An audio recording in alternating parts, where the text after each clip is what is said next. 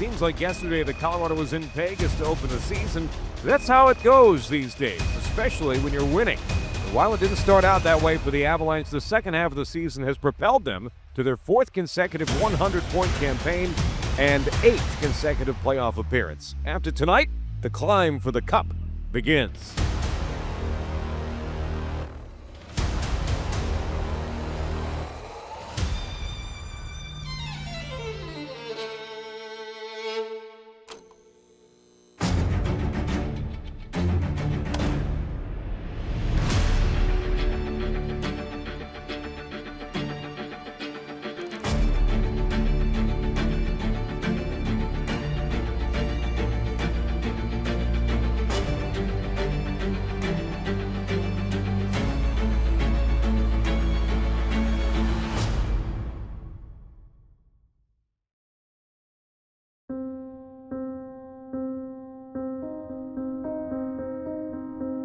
How's it going?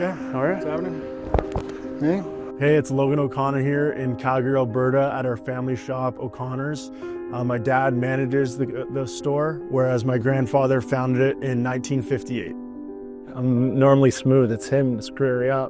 The store was opened in 1958. My father was involved in the early days and took over the business. I believe it was late 60s, early 70s, took over the store. So my father was the one that built the business. He's still going strong. He's still involved and comes in and checks in and what have you kind of thing. So it is a multi-generational business. Seeing my grandfather around the family shop growing up, I think work ethic has always been a huge part of the O'Connor last name. For us, he was always in here working hard with my dad, 9 to 5, never really took days off. Was always greeting customers, making it a friendly environment for everyone that came in. Well, obviously, our whole family is very proud and happy for Logan in his hockey career, and used to talk all the time. He used to tell him, you know, the world owes you nothing. You got to go out and get it. And I think he's done a great job of that, and he's faced a lot of adversity too. It's in your closet right now. No. Did you wear all this stuff? No, you haven't. I got these pants recently. Those are nice. Yep, those are new. All of my game-based suits / any of my dress clothes, most of my casual clothes are all from O'Connor's. Ray OC style. He would be a little kind of, let's say, under the radar. He doesn't want to get too crazy with the stuff. He just wants to kind of blend in a little bit. Doesn't want to wear anything too wild, but just more classy. He doesn't have any excuses. Let's put it that way, eh? Yeah. It's really light. Yeah.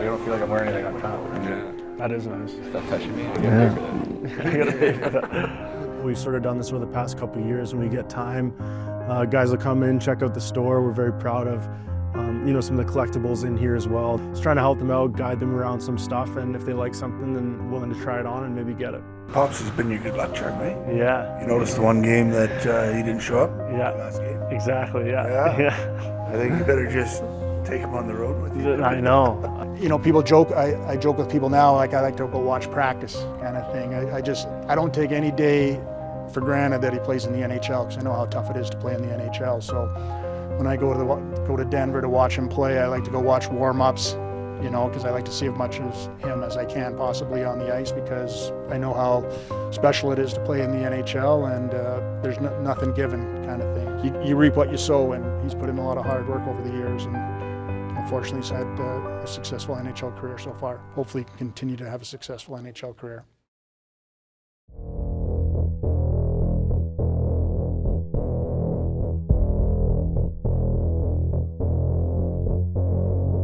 Here we go from the Scotiabank Saddledome in Calgary, Alberta, Canada. Second meeting of the season between these two teams. The Avs took game 1 back on February 6th in this building by a final score of 4-2. Opened by Coyle. That two-hand whack caught Hunt in the face. Dryden Hunt stays on the ice though. Now Lindgren with a quick shot. He scores! Ryan Lindgren let it go from long distance. Blocked. Stretch pass. Hunt on the breakaway. Save made by Wedgewood. Great Scott! O'Connor has a little room to bump that one up and out. Watch out, here comes Parker Kelly. He'll fly down the slot and shoot and score! Parker Kelly! Tried to reverse that fucking Monday handle. Oh my goodness! What a hit by Manson! Coronado shot to pick up, score! Good takeaway by Colton in the wraparound try. Shot, score! Parker Kelly, his second of the game. Picked up for Anderson, a long shot that hit Hoover. No, puck is in the back of the net. Stolen away by Gerard. Sammy Key wants it for Nichushkin. He'll send it all the way down and scores. Val Nichushkin.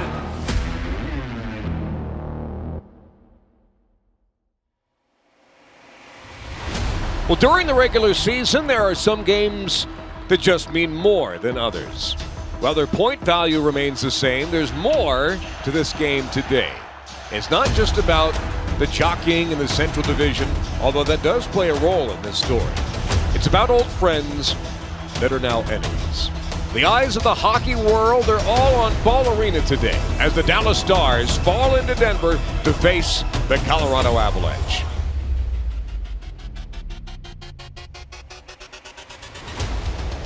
So the puck is kept in the zone. Quick shot, score! McCarr, stairs, shoots, score! Marty H with the redirect. Steers it across Taves. Gives it up. Foul looks in. Shoots, score! Valeri Nichushkin. Guys flowing in and out.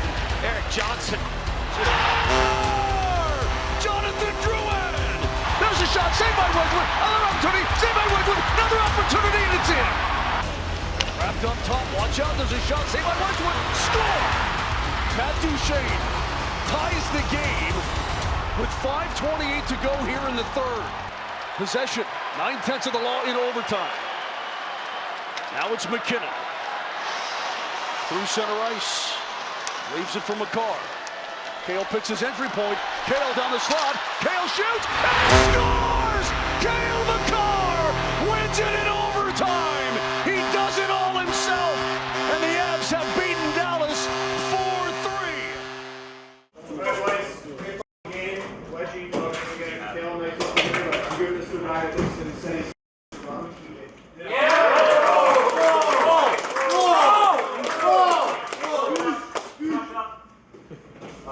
Absolute honor to be back playing with you guys.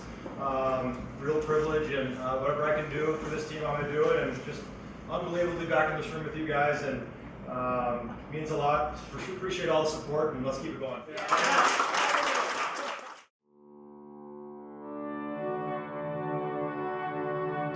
Toronto? Love you all for sure.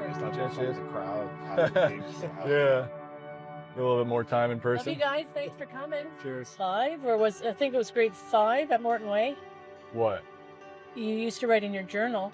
Yeah. Well, that was Mr. McCormick or whatever. That was Mr. McCormick. Yeah. Oh. But I, And you said then that one day you were going to play in the NHL. yeah. But I mean, that was, I guess. That was grade That was 5, dream, so that but- would have been what age? That would have been 6, 7, 8, Well, 10. 9. I've been lucky the last couple of years. The NHLPA has a couple seats that they give to the team if anyone wants to use them, and they've been in the lower bowl, so they've saved me a good amount of money, and my parents have been appreciative of that. So they get lower bowl tomorrow, and my brothers get upper with the prices. I give them a hard time, but with the lump sum of the people they bring, it's a little bit challenging sometimes here. But always parents. Scott is the youngest. Paul's 3 years older. Mark's 3 years older than Paul. So they played hockey well ahead of Scott. So Scott would be in the rink following them, and he probably watched 500 games before he got a chance to play, and he was itching to play and so forth. Scott was always pretty athletic. I mean, he was, from a young age, I would say, my parents knew to bring him to the GTHL to have that exposure so that he could get drafted, because I don't think staying in Brampton like we did would really benefit him. So they made the move. You know, mom and dad have been there for us obviously since day one, and biggest supporters. They watch every game, you know, regardless of start time, and usually get a text of what time they went to bed the night before when dad's at work the next day and fighting through the first few hours. But obviously biggest supporters, and wouldn't be anywhere in the world without the two of them.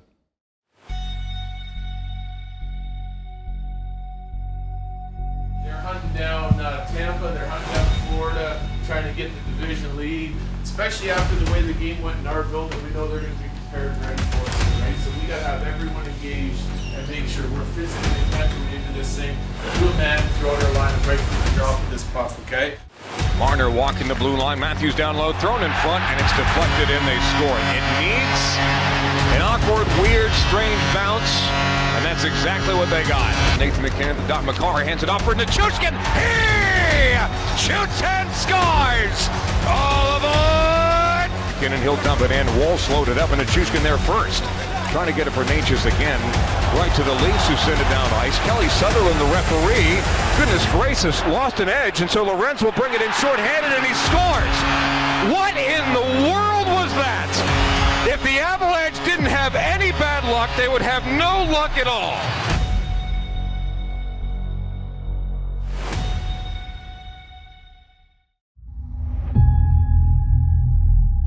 We just got confirmation. It is official. Gabriel Landeskog is playing tonight in the American Hockey League for the first time in 3 years. For the first time, that's right, Connor, since Game 6 of the 2022 Stanley Cup Final, Gabriel Landeskog is playing professional hockey. This is the first day where it feels tangible. It feels real that the captain is coming back. For me, I was trying to do some visualizing before tonight and just calm myself down. I knew it wasn't going to be a problem to get energized for this one and get up for it. So if anything, I just had to kind of calm my nerves a little bit and do kind of my breathing routine and whatnot just to settle myself down. But on ice warm up, I was trying to figure out what did I used to do again? What was my routine? But I was just trying to enjoy it too, right? Like get out there and enjoy it, get into the game. Obviously, it's the first game in a long time, so I got plenty of things to work on and get better at.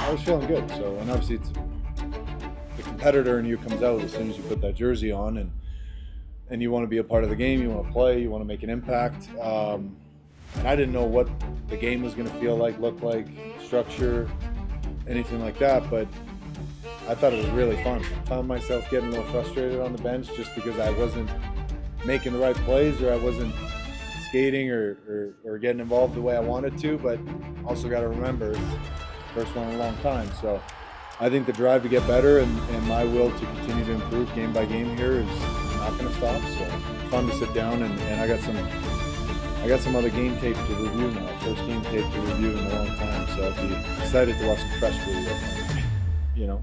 Examine it, look at it, look at the good, look at the bad, see how I feel tomorrow. Back to work and we'll see how the body responds. Today, the Avs are in the City of Angels for the only time this season to tune up for the playoffs. It's all but certain that the Avs will be the 3 seed of the Central, so today and tomorrow in Anaheim there will be no McKinnon, McCarr, Taves, Manson, Colton, or Lindgren. But that doesn't mean that there won't be effort. Good habits have to be formed before the postseason, and today, with LA having home ice to play for, could be the perfect opportunity to do that. Kings right back in with Kuzmenko. Centering pass, shot, score! Gordon Byfield. Out through Logan O'Connor, now Fiala. A drive over to the slot, shot, score! Kings cut him off. Cross ice, quick shot, score! Brock Nelson, and there it is. Career goal number 300. Kemper had to make a right pass, save, quick shot, score! Valentin Shushkin. Field away. Bit of a slot shot, score! From Vegas, backhand shot. Fed ahead, Malinsky. Wrist shot, score! Loose puck. Nelson turns and fires.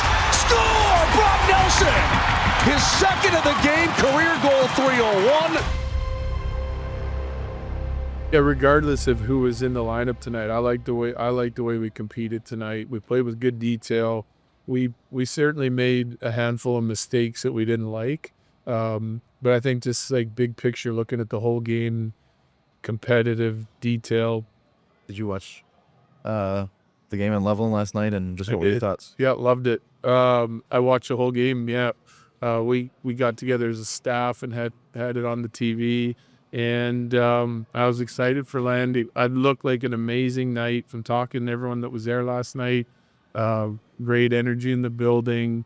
Everyone was excited for him. I think he handled it with class. And, I mean, it's good for him to get in that game and get almost 15 minutes. And by the sounds of it, he's getting ready to go again tonight. So that's a real positive sign that you know, he's able to play on the back-to-back after more minutes than what I think he was expecting to play.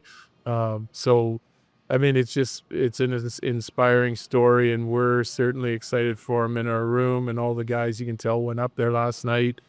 Just hoping that he can continue to progress and that he's able to come play for us here in the near future.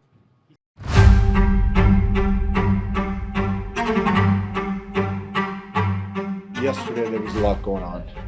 A lot of emotions, a lot of excitement, a lot of things around the game itself.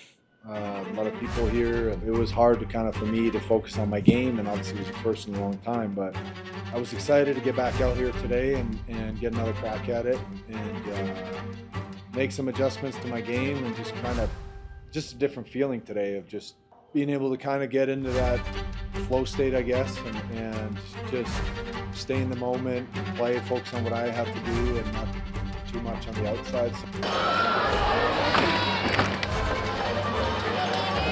He's upstairs, one time deflected, skips just off of Lindbaum and wide. Back down, kind of cross ice, looking in front for Landeskog. Price in the circle, right wing side, back to Landeskog. One-timer and a save there by Lindbaum. That's a big-time look for Gabriel Landeskog. Comes free, jumps up into the air. Landeskog after it. Gets it moving, centering feet, tied it over. Ludwig fires, scores! John Ludwig rips it home from the slot. Ball to the blue line for Rosen. Back for Tynan, upstairs. Rosen, one-timer, scores! Gabe Landeskog! And there's your punctuation on a comeback weekend for the captain. Really feels great.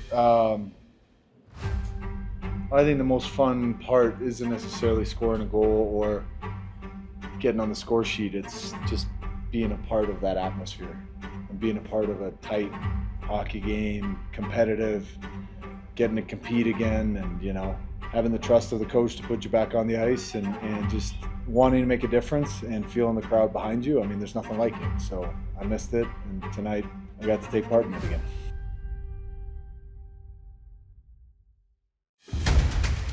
Tonight, the Avs are down the street from Disneyland to play Game 82.